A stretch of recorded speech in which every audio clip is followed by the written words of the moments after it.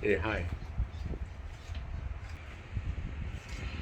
No, I like to talk to you about the Sabbath day.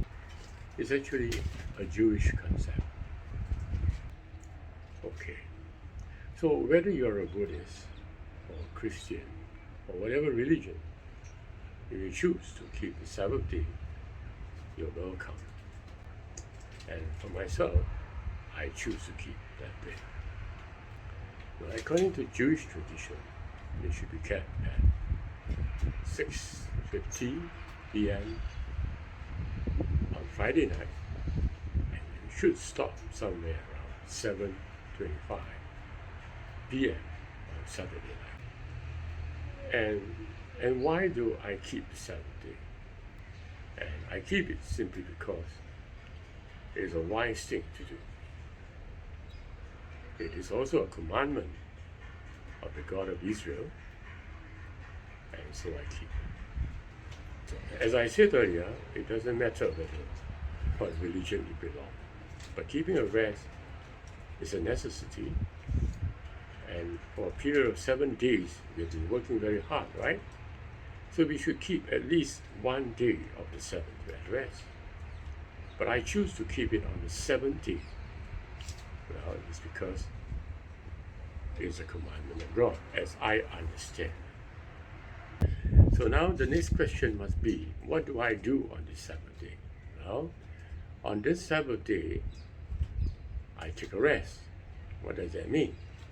Well, I avoid physical labor. That's the most important thing. I avoid physical labor.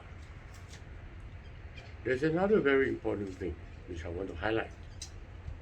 It is stated in the Bible, and God says, you shall not light up a fire on this day. Now, this sounds very strange. Okay. Physically, you should avoid lighting up a bulb. You should even avoid using your own hands to light up a handphone. You should avoid lighting up your television set. That's what it means, physically.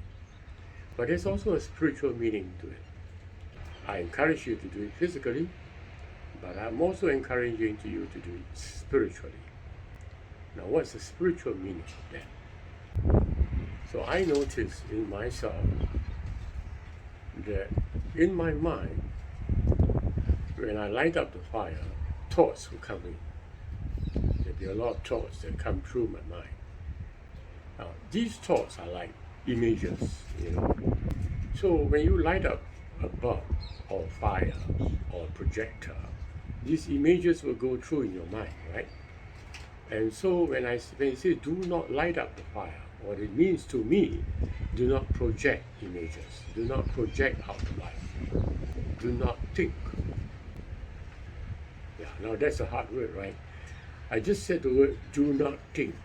I don't think anybody can do that, okay? That's not the intention. You surely have to think, because our mind is forever moving and we have to think. But you can watch something else. So on the Sabbath, what I do is that I watch the fire that lights up the thinking. Now that sounds a bit crazy. Now that sounds very enormous to do. Watch the fire, watch the projector that lights up the thinking. That's what I do. Okay? So when I watch the projector that lights up the thinking, I'm still watching, but something begins to happen. I enter a state outside the images. I enter into a place where I am outside my thoughts completely. And this is the place I call presence. I call it presence, okay? I do not know what you call it, but I call it presence. It is a place in my soul where the fire continues to glow. Sorry, you're looking at this portion here, which is what you call the window frame. But it comes in all the time because I'm taking my picture by the window. So you see this thing moving in and out. But then, well, that is part of just video taking. And so when I watch the fire projector that burns a glow and illumines the thoughts in my mind, when I do that, I enter the presence of my soul. And why do I want to do that? Because that's what God asked me to do. That's what I understand the scripture to mean, okay? When God says, do not light up a fire, what he meant was, do not cause myself to see images. Instead, be the fire itself. Don't use lighting and light up the images of my mind.